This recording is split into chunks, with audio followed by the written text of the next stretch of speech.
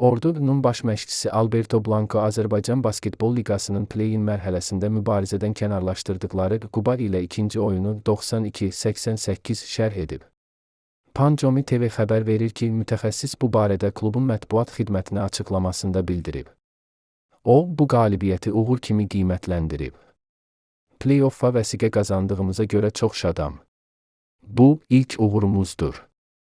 Artıq 5-ci dəfədir ki, Qubaya qalib gəlirik. Halbuki mövsümün əvvəlində bu komandaya 30 xal fərqlə uduzmuşduq. Ardıcıl qələbələr gündəlik gərgin məşqlərin və oyun keyfiyyətinin artırılması ilə bağlıdır.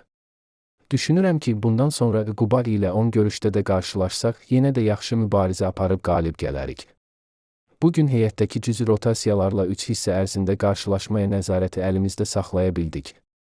Yalnız sonuncu periodda bir qədər çətin vəziyyətlə üzləşdik.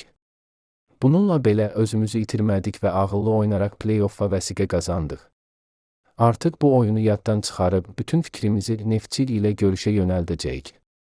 Qeyd edək ki, ilk görüşdə də rəqibinə uduzan 83-91 Quba çempionatda mübarizəni dayandırıb.